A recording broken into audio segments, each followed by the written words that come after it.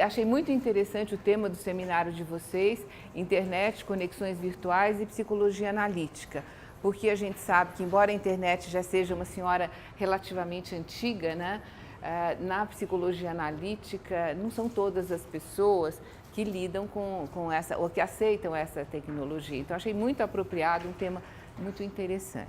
Então, o meu tema é a tecnologia a serviço do afeto. E por que eu me interessei por esse tema? O que deu start para começar a pensar, a preparar essa palestra, foi um filme que foi veiculado pelo YouTube. Eu acredito que alguns de vocês devem ter visto esse filme. Era um bebê que estava no berço chorando, chorando, e um pai que tentava acalmar o bebê. Ele estava trabalhando, fazendo alguma coisa, e o bebê estava ali. Ele queria que o bebê ficasse quieto. Então ele cutucava o bebê, ele sacudia. Aí ele resolveu pegar o telefone celular e mostrar o telefone celular para o neném. O neném olhou e continuou gritando. Aí ele colocou a mãe falando com o neném através do telefone celular. Então tinha o rosto da mãe gesticulando, falando, e o bebê sem se acalmar. Aí ele pegou o bebê, colocou no colo e o bebê imediatamente parou de chorar. E o que o vídeo tentava mostrar é que é importante o toque, o carinho, que nada substitui o abraço, né? Na realidade, eu achei esse filme questionável por vários motivos. Um deles foi que, é lógico que o pai deveria ter pego o bebê imediatamente, né, antes de tentar qualquer outra estratégia. Era só pegar no colo, fazer um carinho e o bebê teria provavelmente ficado quietinho. Mas a outra coisa que me chamou muita atenção foi que a mãe falando com o bebê, e sendo o monitor do telefone apontado para o bebê deveria ter se tranquilizado. Por quê? Porque essa comunicação, ainda que via monitor, é uma comunicação sincronizada. Então, a emoção da mãe é sintonizada com a emoção do bebê via neurônio espelho. Então, o bebê deveria ter se tranquilizado. Existem pesquisas, a gente vai ver depois, a respeito de bebês que se relacionam com as mães através de monitores e através de contato direto. E o relacionamento do bebê e da mãe via monitor é semelhante ao relacionamento presencial. Isso é medido através dos exames de imagem. Por quê? Porque o funcionamento dos neurônios espelho, que do ponto de vista fisiológico garante essa interação, ele é possível também via monitor. Então eu achei que esse filme estava distorcido. Na realidade, o contato físico ele é prevalente por outros motivos, mas o bebê deveria ter se acalmado. E aí, então, eu resolvi escrever a respeito de como é que a tecnologia pode se colocar a serviço do afeto, né? Com a ideia de que os bebês podem sim serem acalmados ao enxergarem as suas mães em contato com eles. Então, essa aqui é do Clark, um junguiano, que diz que qualquer tecnologia suficientemente avançada é indiscutível da magia. Então, a gente vai ver quais são os mitos da tecnologia, como é que essa tecnologia, tão desenvolvida nos tempos atuais, que a gente, como você falou, nem sabe para onde nós iremos com essa tecnologia, mas como é que ela está ligada à magia, que talvez como junguianos seja isso que nos interesse. Então, para falar sobre esse tema, eu resolvi dividir em 5 partes. Na primeira parte, eu gostaria de apresentar para vocês os estudos da evolução da relação mãe-bebê, a evolução desses estudos sobre as relações mãe-bebê. Depois falar sobre Jung e a tecnologia. Embora Jung tenha vivido há tanto tempo atrás, ele escreveu sobre tecnologia da época. O medo e o fascínio ligados ao avanço da tecnologia e como é que esses dois polos se conversam. A cultura cibernética dos momentos contemporâneos e depois, finalmente, a tecnologia e a relação amorosa pais-filhos. Então, como evoluíram os estudos sobre as relações mãe-bebê? Nos últimos anos, no final do século passado, principalmente no começo desse século, esses estudos avançaram muito. As primeiras teorias a respeito do início do desenvolvimento foram construídas por Freud, Melanie Klein, Jung, Vallon, que observaram o comportamento dos seus próprios filhos, Ou o comportamento dos vizinhos. Valon, por exemplo, não tinha filhos, ele observava e escreveu sobre o que ele via no bebezinho, nos filhos do vizinho dele. E os terapeutas, esses estudiosos, esses autores, eles observaram crianças concretas. E os psicoterapeutas estudavam a criança presentificada na análise de adultos, isto é, a criança clinicamente reconstruída nas sessões de análise. O que aquele paciente contava a respeito da infância dele. E foi desse modo que eles também construíram teorias a respeito do desenvolvimento. E a gente sabe que a criança clinicamente reconstituída, ela se perdeu na psique dos seus pais, dentro da linha junguiana. Agora, mais tarde, o Neumann, ele traçou paralelos entre a trajetória do desenvolvimento da criança e os mitos. Então, ele mostrou como é que o ser humano se desenvolve, como é que o ser humano se desenvolve se pensando na humanidade, qual é a história da humanidade. E observou que os mitos estão presentes em todas as culturas, em todas as épocas, ele constatou isso no desenvolvimento. E por que a gente lida com mitos? Porque existe uma necessidade humana de nomear aquilo que não foi nomeado. Por isso que a gente lida com os mitos. Essa necessidade é que leva à criação dos mitos. O mito sempre surge para explicar aquilo que ainda não está explicado.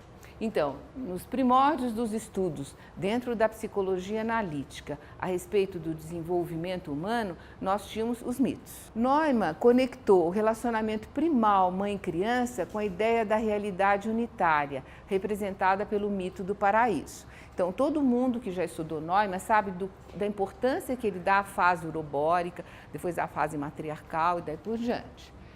E ele descreveu isso através de alegorias, que são os mitos. Os mitos são formas simbólicas de temas humanos básicos e, portanto, são aplicáveis ao desenvolvimento. Mas eles não podem ser diretamente relacionados ao mundo subjetivo da criança. E esse foi o grande erro, o grande desvio que nós, psicoterapeutas interessados em análises de crianças, incorremos. A gente acreditava realmente que a criança saía do paraíso perdido e que o mundo dela simbólico era repleto de mitos e repleto de imagens arquetípicas, desde antes do nascimento e, lógico, logo depois do nascimento. Mas a gente tem que lembrar que o mito é uma analogia ou uma metáfora que busca explicar aquilo que ainda não está explicado. É uma linguagem mágica que tenta realmente dar sentido a alguma coisa que não tem sentido racional. Dentro da psicologia analítica, a gente tem o Fordham, que foi o primeiro autor dentro da psicologia analítica que postulou a importância da observação direta de crianças. E ele causou um impacto dentro da psicologia analítica da época, porque ninguém ousava fazer isso. Jung tinha dito textualmente que criança não se tratava, não se analisava, porque a criança, até os 7 anos, ela vivia imersa dentro da psique dos pais, dentro do inconsciente dos pais. Então, ela não poderia ser tratada. Se a criança tinha algum sintoma neurótico, a ideia era tratar os pais ou os professores, que também podiam ser psicopatogênicos em relação à criança. E o Fordham teve que discutir muito com o próprio Jung e com vários dos seus colegas a respeito da necessidade de se observar a criança concreta, se conversar com a criança concreta, se brincar com a criança concreta, para depois se teorizar a respeito do desenvolvimento humano. E a teoria do Fordham é uma teoria que permanece hoje ainda hoje muito válida dentro da psicologia analítica. Ele morreu há poucos anos atrás. E ele foi reformulando seus pontos de vista, os seus pensamentos. E os últimos ensinamentos dele foram publicados pelo Astor, que é um outro junguiano, que foi discípulo dele, e que se preocupou em colocar todos os pontos de vista que o Fordham tinha reformulado da teoria inicial dele. É alguma coisa que vale a pena ver, porque mostra uma evolução de pensamento notável e muito coerente com o que hoje é aceito a respeito do desenvolvimento da infância. Mario Jacob foi um outro teórico junguiano que mostrou que a orientação junguiana em direção à exploração simbólica da psique, ela pode perfeitamente ser relacionada à pesquisa contemporânea sobre o mundo interpessoal e subjetivo do recém-nascido. Por quê? Antes do Jacob, a gente tinha dois grupos. Na psicanálise e na psicologia analítica se estudava o desenvolvimento humano a parte do desenvolvimento das ideias de desenvolvimento ou das pesquisas de desenvolvimento trazidas pelos observadores de bebês. O que aconteceu? Com o avanço da tecnologia, foi possível observar o comportamento da criança concreta. Foi possível filmar esse comportamento em diferentes situações e foi possível verificar mudanças de atitudes em câmera lenta. Então, o comportamento da criança pode ser estudado em intervalos de tempo muito pequenininhos, né? E dentro da mesma atitude. Isso fez com que os teóricos, que são os observadores de bebê, descobrissem coisas muito interessantes a respeito do desenvolvimento. E foi o Jacob, dentro da psicologia analítica, que acreditou que, a exploração simbólica da psique deveria continuar na observação de criança, no estudo das crianças, mas deveria existir uma composição com os dados obtidos pelos observadores de bebês, que traziam ideias novas e revolucionárias. E o Mário Jacob mostra que se essa relação, essa combinação pode ser feita, na realidade a gente teria uma visão daquilo que seria o processo da encarnação do self dentro do indivíduo. Porque até então se estudava a mente descorporificada, a mente como se a mente pairasse acima do corpo, ela não tinha nada a ver com o corpo. A gente ficava nos símbolos, a gente ficava nas ideias, nos mitos, e o corpo da criança que crescia rapidamente não era percebido. A movimentação corporal, os gestos, isso não era interessante para ser considerado. Então o Jacob achou que realmente, na hora que essa combinação é feita, a gente consegue realmente teorizar a respeito de como o self se encarna no ser humano. Então, a gente teria, assim, a possibilidade de estudar aquilo que é a manifestação concreta do processo unicamente humano do desabrochar da psique. Então, a tecnologia, a observação de bebês, trouxe o quê? Bebês e crianças. Essa pesquisa moderna mostrou que o estudo das conexões relacionais primárias baseia-se em observações precisas amparadas experimentalmente.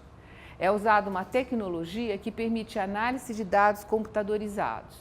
Surgiu uma nova forma de nomear aquilo que era muito difícil de ser nomeado, o início do desabrochar da psique. Isto é, como acontecem as primeiras interações com outro ser da mesma espécie para se constituir mente. É muito importante isso porque se sabe que o ser humano, para se desenvolver, o bebezinho quando nasce, para se desenvolver, ele precisa estar em interação com outro ser da mesma espécie. Nenhuma criança, nenhum bebê desenvolve mente se ele não for cuidado por um outro ser humano. Ele não pode ser criado por lobo, cachorro, ele não pode ser criado por nenhum outro animal. Ele precisa de um ser da mesma espécie, porque é através do espelhamento do sistema nervoso dele em formação, em desenvolvimento, com um outro sistema nervoso de um outro ser da mesma espécie, que ele vai poder constituir mente, que ele vai poder estabelecer as primeiras relações, as primeiras redes neurais. As redes neurais, elas são formadas em função das redes de significado, em função das redes formadas, das redes sociais, das redes de interação com outro ser da mesma espécie. Então, isso pode hoje ser percebido, isso hoje pode ser visto como isso vai acontecendo paulatinamente no desenvolvimento.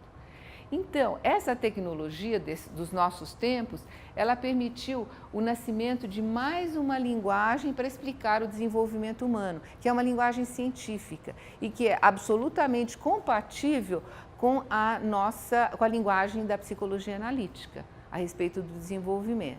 Resta fazer a integração. Então, essa pesquisa nessa pesquisa, alguns pressupostos das teorias do desenvolvimento humano precisaram ser abandonadas. Outros pressupostos ganharam formulação científica. Um que a gente tem que abandonar é a ideia do uroboros. Não existe uma fase no desenvolvimento em que a criança vive no self corporal da mãe, que ela não existe. Desde o início do desenvolvimento, a gente tem um ser em relação com interação com o outro para estabelecer as primeiras relações que são representadas no cérebro. Isso desde o nascimento, com certeza, e tem junguianos que estão estudando isso antes do nascimento, mostrando como é que o arquétipo materno se constela no útero. E são coisas muito interessantes. A representação mental já existe provavelmente antes do próprio nascimento. Então, a criança, ao nascer, com certeza, ela é um ser em relação com o outro, com o seu cuidador primário, mãe, pai ou quem cuida dela. Outro exemplo de um outro pressuposto que ganhou uma formulação científica é a relação telepática mãe-bebê, que nós junguianos gostamos tanto de falar, né? Hoje em dia, essa relação telepática mãe-bebê é explicada pela ativação de neurônios espelho no cérebro da mãe e do bebê. O apaixonamento da mãe pelo seu bebê, hoje em dia é descrito fisiologicamente como aumento de ocitocina e predomínio da ativação do hemisfério cerebral direito. O que acontece quando o bebê nasce? O cérebro se desenvolve em função da relação emocional com o seu cuidador primário. E ao nascer, depois que a mãe dá à luz e começa a se relacionar com aquele bebê, o amor filial, o amor pelo bebê e o amor do bebê pela mãe, ele vai surgir por um predomínio do hemisfério cerebral, das funções do hemisfério cerebral direito dos dois, do bebê e da mãe. É muito interessante, depois do nascimento, que a mãe, ela começa a se relacionar com o bebê e mesmo mães que nunca cuidaram de bebês, elas ganham mamanhês como linguagem, que é muito interessante. É uma linguagem altamente sonora, né, e que é muito comunicante.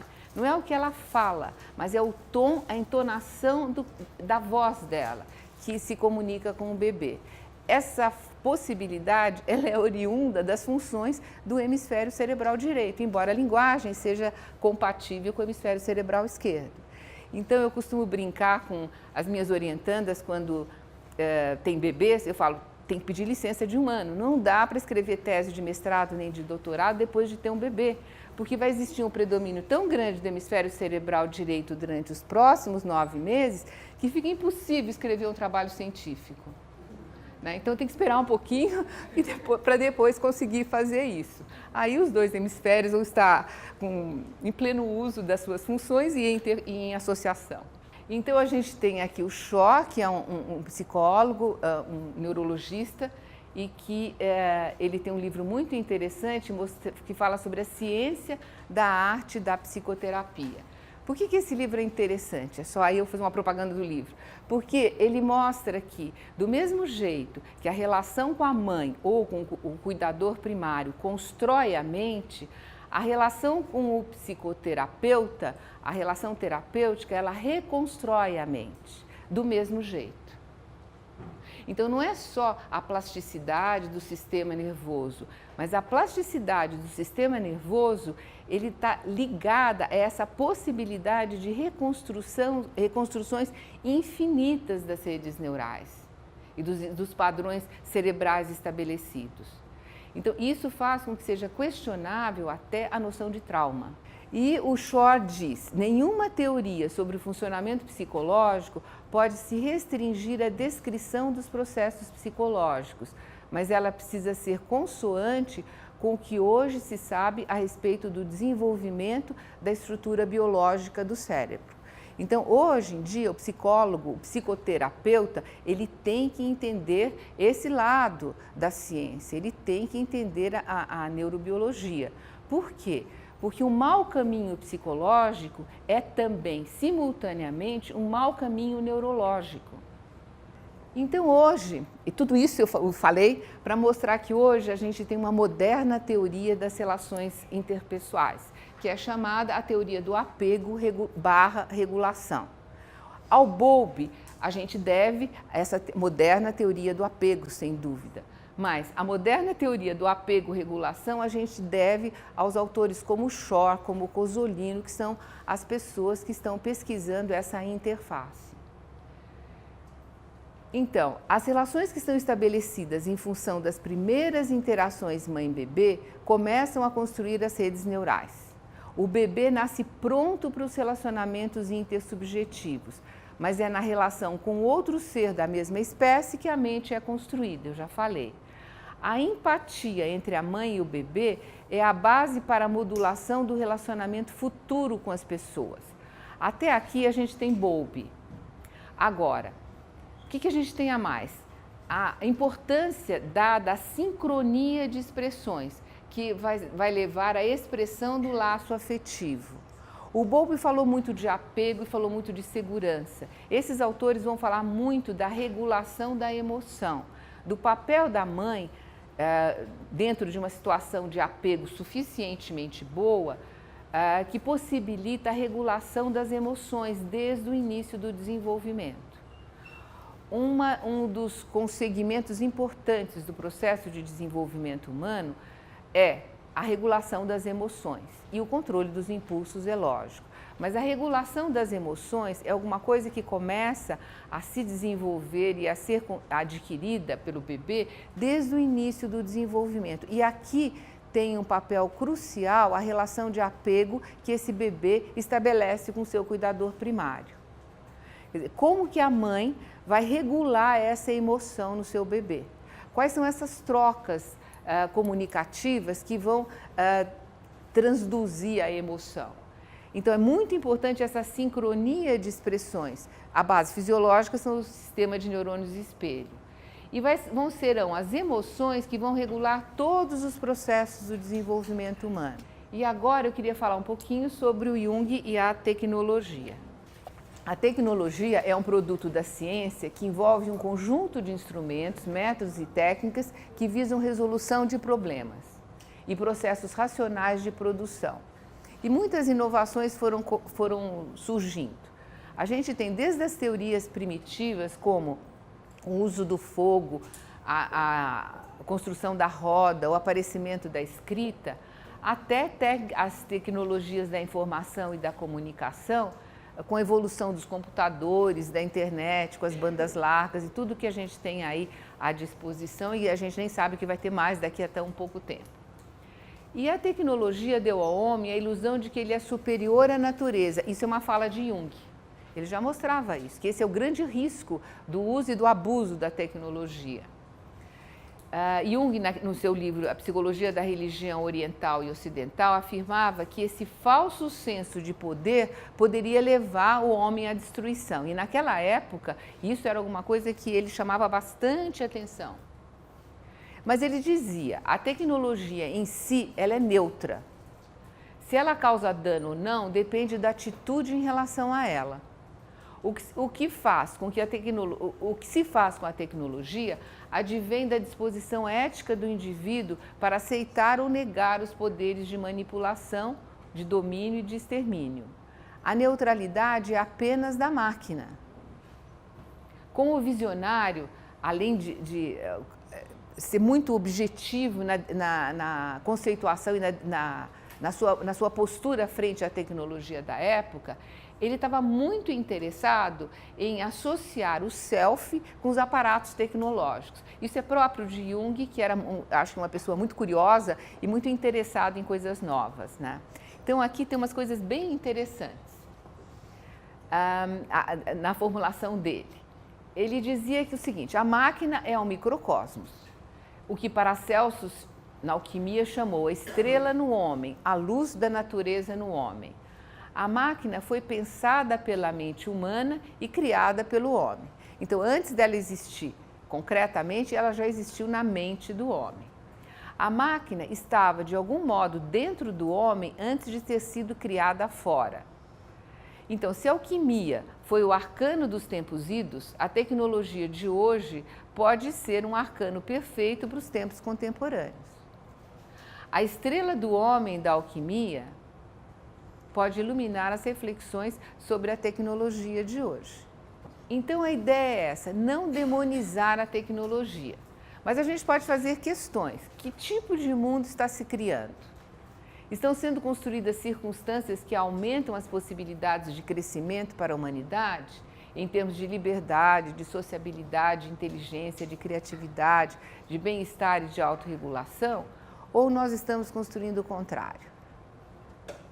Provavelmente as duas coisas. Cliff Bostock é um junguiano, é um terapeuta junguiano que, da linha do Hillman, e que escreve sobre a imaginação arquetípica nos novos domínios da alma. E ele traz várias reflexões sobre a realidade virtual na perspectiva da psicologia analítica. É interessante porque, como seguidor de Hillman, ele lida muito com o imagético, com as imagens. Então, ele mostra que tenta estudar as relações entre as imagens e o espaço virtual. E ele pergunta, podem os deuses ocupar o espaço cibernético? Numa tentativa de tentar associar os mitos com a tecnologia. E ele pergunta, existem bytes de deuses? E tem muita gente tentando descrever isso. E ele pergunta outra vez, a alma pode ser construída na realidade virtual? Isso é muito interessante, porque teletransporte já existe. Pode-se transportar copo, pode-se transportar papel, a internet é responsável por isso. Agora, será que a alma pode ser teletransportada um dia? Essa é uma questão. Para a filosofia clássica, o Cliff Bostock mostra que o virtual é um modo de ser perfeitamente aceitável há muitos anos. E a realidade virtual que a gente está começando a lidar agora, ela é puramente imagética. E a gente sabe, por outro lado, que as imagens constituem o fundamento da psique. Então, a gente tem aí interfaces bastante interessantes, que a gente vai discutir daqui a pouco.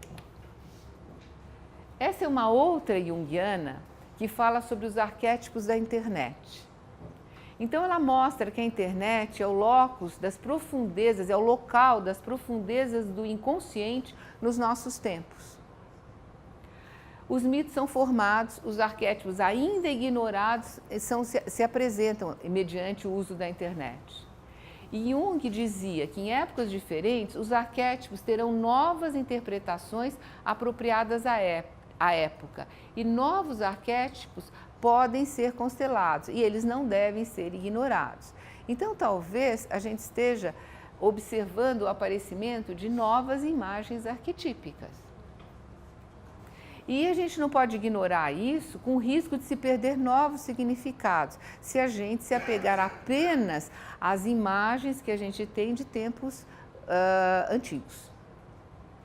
Na internet, os arquétipos emergem em imagens e metáforas, que podem não ser familiares ao nosso modo de pensar de hoje, mas que a gente vai precisar aprender a ler esses significados. Esse é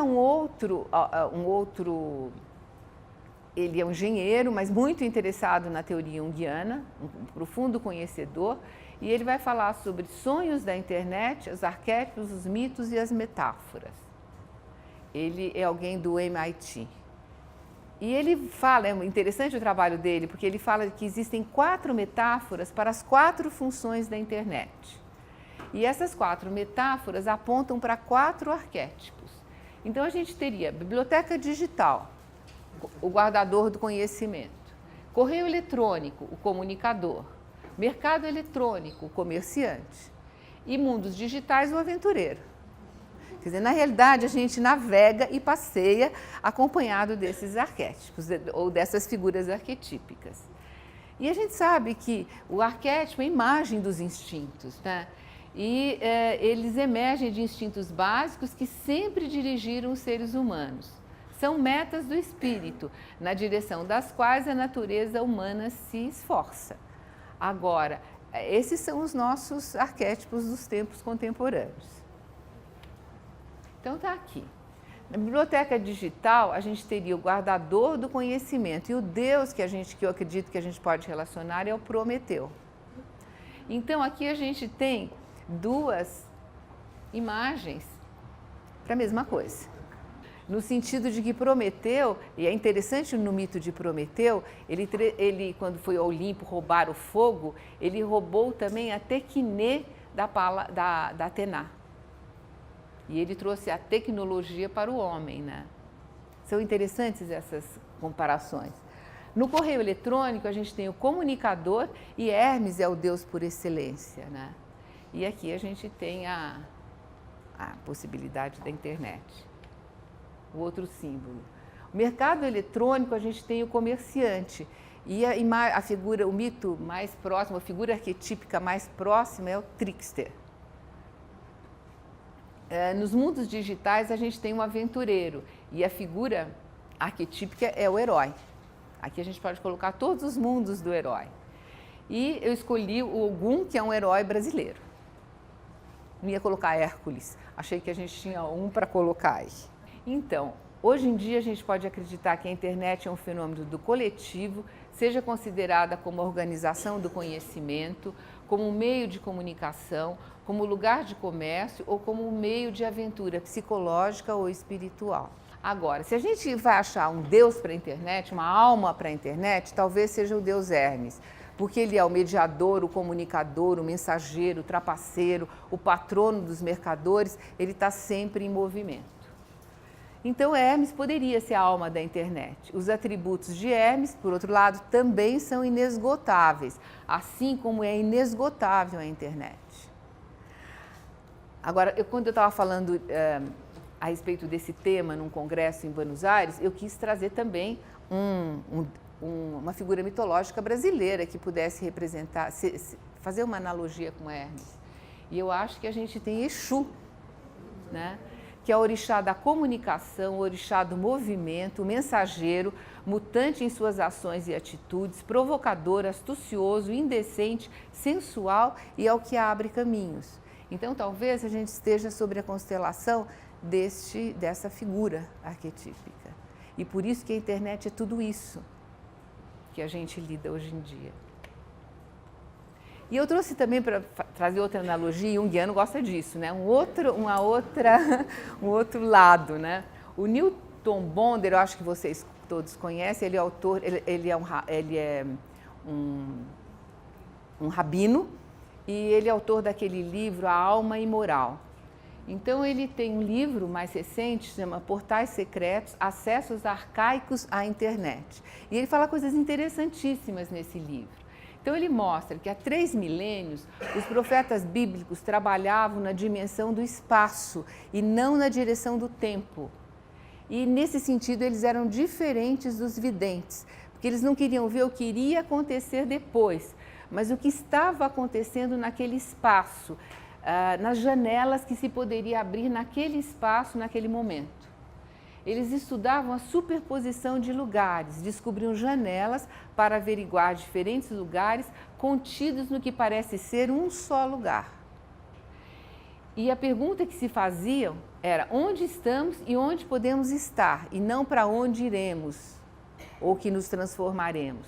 Era essa presentificação do lugar, considerando que todo lugar é um acesso e qualquer lugar é um acesso. A linguagem é bem contemporânea, né? E o Newton Bonder, ele usa o sonho de Jacó para tentar dar um exemplo do que ele está querendo formular. E eu peguei aqui, o sonho de Jacó é a escada de Jacó que foi pintada pelo Marc Chagall nesse quadro maravilhoso, né? Não sei se dá para perceber, aqui é um lugar, uma casa, tem uma escada e são anjos subindo pela escada. E o sonho de Jacó é o seguinte: ele vê uma escada onde sobem e descem anjos. Jacó acorda e diz, adeus nesse lugar. E a amplificação é o seguinte, lugar é um acesso aos céus. A escada é a grande net, ou a grande rede, que leva desde o mundo até os céus. Então, os anjos são conectores. São a representação mais arcaica da mensagem da comunicação direta com a rede. O anjo malaf é o mensageiro, são acessos diretos à rede. Na realidade, os anjos são bytes enviados e bytes recebidos. Os anjos permitiram a Jacó o download da informação da rede absoluta. Então, essa é a tecnologia de estar sem ser num lugar, que é exatamente o que a navegação na internet possibilita, em todos os sentidos. Então, o novo assusta e cria preconceitos, a gente sabe. A gente sabe também que o ser humano é resistente a mudanças. A tecnofobia é uma nova forma de medo que está espalhada por aí. O desenvolvimento, a parte disso, a gente tem um desenvolvimento acelerado da tecnologia que é tão rápido que traz medo e fascina. E eu acho que o fascínio vem pela associação com a magia. Porque as coisas parecem mágicas, de tão inexplicáveis que no primeiro momento aparecem. E a gente tem medo. E alguns medos são bem objetivos. A gente tem medo do mundo virtual afastar o ser do mundo da natureza, das relações afetivas mais íntimas. Um exemplo disso é o medo que as mães têm das crianças e dos adolescentes se perderem no mundo virtual. E o mundo virtual ser tão mais interessante do que o mundo concreto, né? Pelo menos é muito mais colorido, mais intenso, né? E isso pode causar até uma adição, que é uma coisa perigosa. Existe vício na internet, que é tão mais sério, ou tão sério como um vício, outro tipo de droga adicção. Criar dependência da rede, que determine a submissão a sistemas de domínio. Então, usar a rede para estabelecer sistemas de domínio.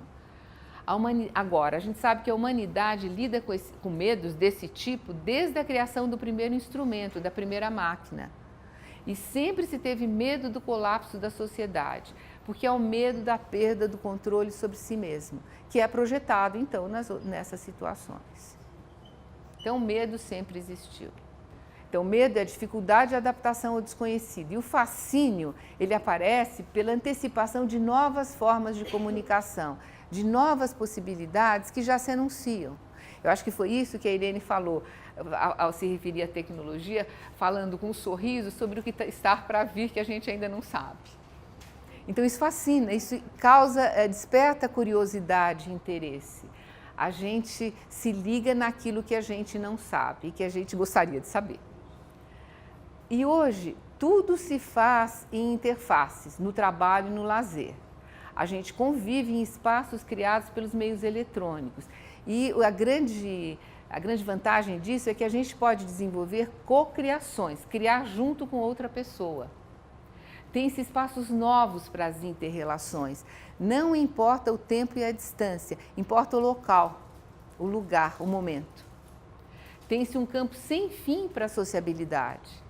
E isso, por um lado, fascina e, por outro lado, pode levar ao vício. Então, a gente tem uma cultura cibernética que veio para ficar. Não importa se essa cultura que temos hoje, a cultura contemporânea, se ela é melhor ou pior do que a cultura anterior. Não dá para fazer esse tipo de julgamento. Ela está aí, veio para ficar, está aí. A gente tem que fazer uso dela, para o bem e para o mal. Então, o que é o espaço cibernético? Qual é a definição disso? É o espaço dos corpos transcodificados em fórmulas digitais. E os corpos transcodificados são imagens desmaterializadas. Transmutam-se e combinam, promovendo um campo de trocas intermitentes. A prática tecnológica é um saber aplicado. E uma coisa interessante que a gente tem que pensar é numa nova forma de grafia. Surge uma linguagem que é um sistema organizado de símbolos, constituído passo a passo com experiência. Anteriormente, na cultura anterior, a escrita se instalou como ordem. Agora, hoje, existe uma nova ordem de comunicação. É o pensamento infográfico, que é um pensamento que é muito semelhante ao pensamento imagético arcaico, que é anterior à civilização da escrita. Então, hoje, a comunicação não se faz pela palavra, pelo verbo, mas ela se faz pela imagem. É essa que é transcodificada e que é desmaterializada. E aqui a gente tem as novas formas de sociabilidade. Quando a gente escreve no WhatsApp ou em qualquer meio eletrônico, a gente escreve. Mas falta. Como é que você vai transmitir emoção? Quando você escreve, você não está transmitindo emoção.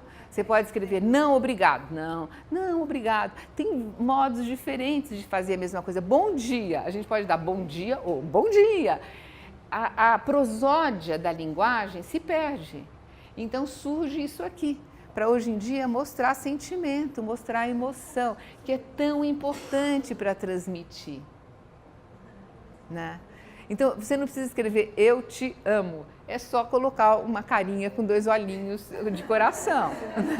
Então, a comunicação hoje se faz através de imagens. Ela é muito mais rápida, ela é muito mais contundente.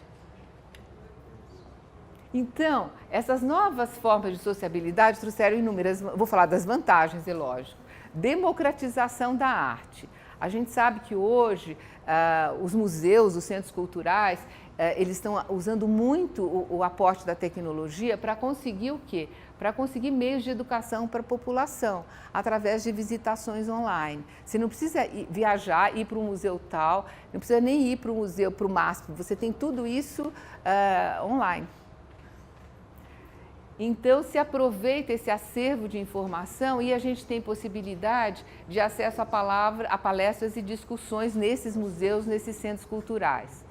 Movimentos em prol dos direitos humanos. Os sites de relacionamento mobilizam milhares de pessoas. Intenso movimento social é gerado pela interatividade permitida pela rede. E um exemplo muito grande a gente tem foi aquela campanha Vem para a Rua, que foi veiculada pela internet e colocou tanta gente na rua em muitas cidades do país. E a escola? A escola pode ser muito beneficiada por esse avanço tão rápido da tecnologia. A escola é o espaço de construção do conhecimento. E a gente sabe que os livros serão digitalizados, os cadernos serão abandonados e o celular fará parte do estojo das crianças, para horror de muitos professores atualmente. As crianças, elas integram com facilidade diferentes linguagens.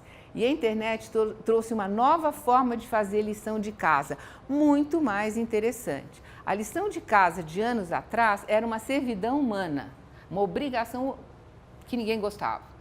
Hoje, ela é muito interessante porque ela é feita através da rede. O ensino eletrônico, o e-learning, é um modelo de ensino não presencial com suporte da tecnologia. O aluno aprende através de conteúdos que são disponibilizados pela internet, mediante comunicação simultânea ou não com o professor. E aqui a gente vê a inadequação dessa lei de 2008, que proíbe o uso de aparelhos eletrônicos nos ambientes da escola. É a mesma coisa que antigamente tirasse um lápis da criança. O cérebro das crianças está sendo formatado de uma forma diferente. Ele é altamente diferenciado em termos do processamento do estímulo visual, por trabalhar com imagens. Tem a capacidade de construir o conhecimento interagindo com fontes diferentes de informação. E é bonitinho esse desenho, né? Tem uma bola e um ursinho aí. As competências para focar e partilhar a atenção e sustentar a concentração no cérebro das nossas crianças são altamente treinadas. Elas cada vez processam com mais velocidade as informações e elas estão cada vez mais competentes em termos de memória de trabalho. Agora, os mais idosos também se beneficiam, porque muitos têm dificuldade com essa linguagem nova, que é a linguagem infográfica, e eles sofrem no preenchimento dos dados digitais. Mas a gente sabe que ficar por fora da onda eletrônica é perder a comunicação com o futuro. E as pessoas idosas não podem ser alijadas dessa forma de comunicação. É possível uma educação tecnológica para essa população, que vai garantir independência e autoestima e, com certeza, um exercício cognitivo novo, super importante para o desenvolvimento de uma mente que precisa permanecer ativa. A gente observa que as pessoas de mais de 90 anos, que estão muito lúcidas ainda, são pessoas que dominam perfeitamente o computador e a internet, e o celular. E aqui eu queria trazer um exemplo que eu achei muito interessante. Esse é o Sugata Mitra, um professor na Índia, em Nova Delhi. Ele criou o projeto SOL, que são os ambientes de aprendizagem auto-organizadores. A Índia, a dificuldade das escolas é muito séria, faltam professores. E tem um investimento em educação muito grande, no sentido de que existem computadores, mas não existem professores capacitados ainda. Então, as crianças ficam muito sem orientação. Então, ele queria construir uma escola nas nuvens e com o objetivo de que as crianças pudessem aprender e explorar uma com as outras na ausência de professores. E esse projeto, ele cresceu e ele foi buscar, então, na banda larga, a colaboração em outras partes do mundo, para conseguir encorajar e fazer com que as crianças tivessem, em adultos, uma admiração frente ao conhecimento que elas poderiam adquirir. E eles estão tentando fazer esse tipo de coisa, né? Uma biblioteca de soluções por multimídia. Então, as crianças clicam e elas conseguem ver a câmera que está na cidade de Paris. Então, eles veem como é que as crianças em Paris vão para a escola, como é que vão para o parque. Eles focam em outro lugar, veem como é que um navio é carregado em tal porto. Então, está se criando esse tipo de coisa para possibilitar essa biblioteca em multimídia, para que essas crianças tenham acesso. Quer dizer, esse é um investimento real em educação, né? E é interessante que as próprias crianças estão sendo ensinadas a criar novas plataformas. E ele criou uma coisa interessantíssima já há alguns anos, que é o projeto Vovó nas Nuvens. Eu não sei se vocês conheceram. É o seguinte, ele conseguiu que vovós inglesas fossem imediadoras. Elas leem histórias para as crianças indianas e conversam sobre assuntos relevantes para elas. Tipo, como é que se faz o biscoito, como é que cuida da flor, como é que... Por quê? Para as crianças exercitarem o inglês. Então, ele conseguiu professoras de língua do outro lado do mundo. É a vovó na nuvem. E ela ensina essas crianças a cultura e envolve essas crianças em processo de aprendizado via Skype. Então, cria-se uma família psicológica via web. E aqui a gente começa a aproximar afeto de tecnologia. O resultado do projeto mostra benefícios inequívocos que essas pessoas à distância podem trazer para populações menos favorecidas. E mostram também um equívoco. Ao invés da gente perguntar o que a gente pode fazer pelos mais velhos, a gente poderia perguntar o que eles podem fazer por nós. Esse projeto das vovós nas nuvens, ele se ampliou muito e hoje em dia, na Argentina e na Colômbia, a gente tem grupos que fazem esse tipo de trabalho, com vovós em todos os lugares do mundo. A vovó está na nuvem mesmo. Uma outra coisa que eu queria falar é sobre o ensino à distância. O ensino à distância sofreu uma mudança de paradigma bastante importante nos tempos atuais. Hoje, a educação à distância é uma dimensão nova de modalidade educacional. Antigamente, se olhava a educação à distância com um olhar torcido, como se fosse uma educação de baixa qualidade. E hoje em dia, a gente sabe que isso está muito diferente. Existem muitos cursos online que buscam a democratização da educação. E quem são os professores desses cursos online? São os melhores professores das melhores escolas no mundo inteiro. Então, tem uma qualidade de conteúdo, uma qualidade de didática, uma qualidade de material que vai fazer com que a aula presencial seja superada em termos de conteúdo e de nível didático. O que se observa nesse ensino à distância é que hoje em dia a média de idade que começa a se aproveitar desse tipo de ensino é 34 anos. A criança e o adolescente e o adulto jovem não aproveitam, porque eles têm ainda pouca capacidade de disciplina, pouca motivação ainda. Essa educação possibilita maior liberdade de horário, porque a pessoa pode assistir a aula em qualquer hora, de madrugada, quando chega em casa, antes de sair de casa, etc. Agora, é preciso ter uma motivação inerente, que nem sempre, que no adolescente a criança e o adulto jovem nem sempre tem. E precisa ter muita disciplina para que essa liberdade toda que dá o ensino à distância não atrapalhe o aprendizado. E hoje em dia a gente tem uma coisa interessante, que uma aceitação do mercado. Hoje a modalidade de ensino não influencia o currículo do candidato. O importante para a empresa é o candidato saber o conteúdo esperado e em qual instituição aprendeu. A gente está falando de pós-graduação, de cursos de pós-graduação.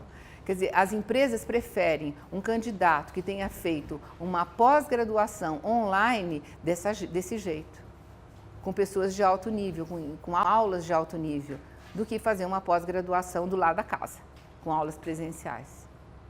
Então está mudando isso aqui. É uma revolução, né? No ensino à distância, o Stavros Chantopoulos é o diretor da GV Online.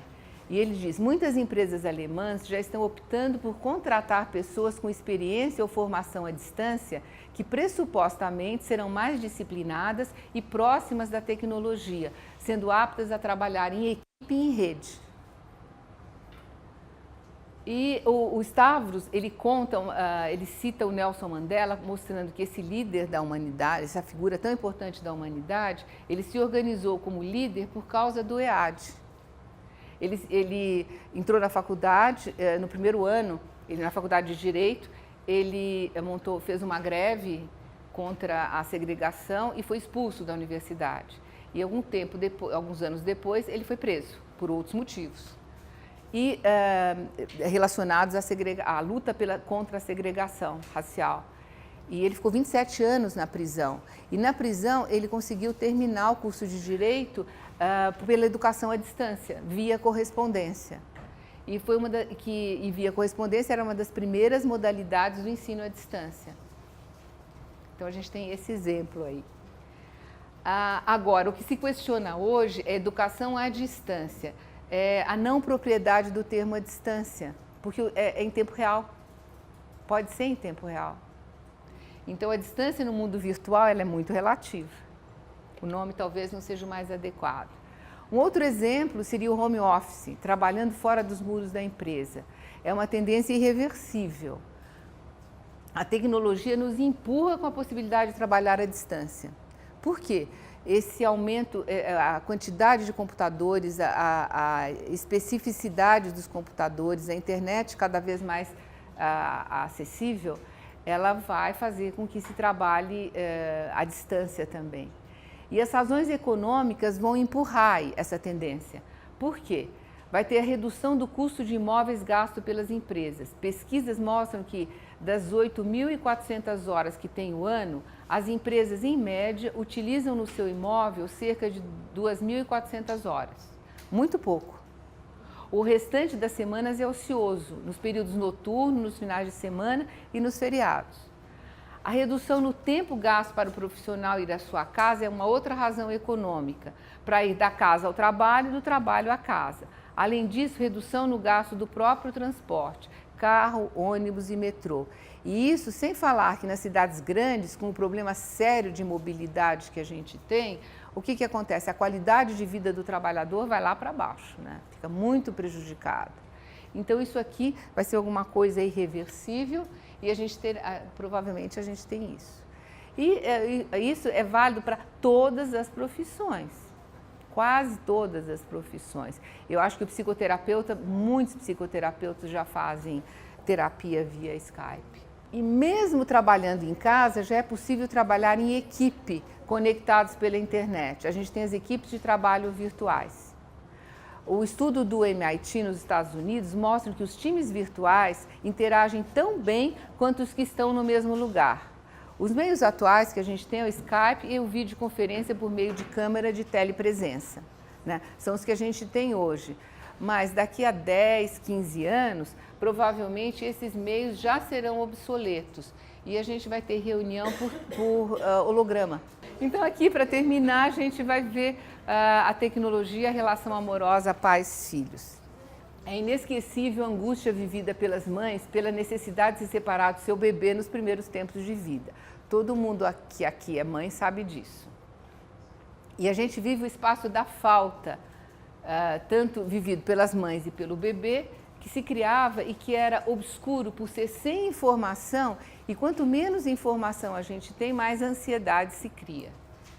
O computador e a telefonia móvel, aliados à internet, criaram soluções para os obstáculos da comunicação, permitiram o acesso à informação a todo instante e diminuiu diminuíram também a ansiedade vivida pelas separações. E as práticas de se criar filhos se alteraram. Hoje em dia, as mães de bebês têm a um preço razoável a câmera na casa focalizando o bebê o tempo inteiro, na escola focalizando o bebê, e ela consegue enxergar o seu bebê e controlar os cuidados que os cuidadores têm com ele em tempo real.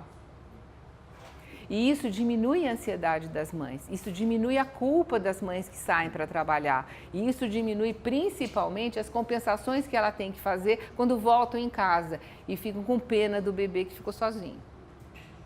E por culpa elas fazem coisas que não deveriam. Mãe é movida à culpa, mas eu acho que a internet está ajudando a diminuir um pouquinho essa culpa. A comunicação via Skype e via FaceTime estão acessíveis. Ouvir e falar é diferente de ouvir, falar e ver. Olho a olho, a interpretação das relações faciais garante a percepção do estado emocional do outro. A comunicação, para ser eficiente, precisa ser sintonizada entre interlocutores e pode ser carregada de afeto, permitindo manifestações corporais amorosas, permitindo estar junto de corpo e alma à distância. O arquétipo é o padrão de comportamento específico à espécie que reconhece o ambiente no qual o comportamento é a resposta apropriada, isso a gente sabe. E a herança genética se torna ativada quando o estímulo é encontrado. O padrão herdado se atualiza frente ao engajamento do bebê com os cuidadores. E as pesquisas mostram que a mesma sincronia conseguida pela comunicação face a face presencial é conseguida pela comunicação face a face mediada por um monitor, que é aquilo que eu falei no começo. Então, a constelação do arquétipo da grande mãe vai se fazer exatamente do mesmo jeito. Esteja a mãe na frente do bebê ou esteja a mãe no monitor. A tecnologia, tem um O a mais, está se colocando a favor do afeto. O computador está se desenvolvendo tanto a ponto de ter interfaces transparentes, adaptando-se aos movimentos do ser humano e aos objetos do mundo social. O suporte 3D traz a ênfase na estimulação tátil, sendo capaz de mobilizar novas formas de percepção e ação à distância. O objeto flutua na tela, seguindo em uma aproximação cada vez maior, dando a impressão de se destacar da tela e estar adiante fisicamente. É o holograma. A telepresença facilita os contatos humanos. Pode-se estar em muitos lugares ao mesmo tempo e em contato simultâneo com muitas pessoas ao mesmo tempo. E daqui a pouco por hologramas. Para pais atentos, ver o filho é senti-lo. Para a criança, ver a face dos pais e interrelacionamento traz segurança. Então aqui a gente tem uma mãe vendo a bebezinha e aqui a gente tem a bebezinha conversando com a mãe através da interface. Vestida de princesa, é lógico, para ser vista pela mãe. Então, o virtual e o real se aproximam, tornando próximas as distâncias entre pais e filhos, trazendo a sensação de se estar presente na ausência. Mas eu acredito que por mais avançadas e prodigiosas que sejam as tecnologias, nada ainda substitui o calor do abraço, o gosto do beijo e o cheiro dos muito amados. Muito obrigada. Obrigada a vocês.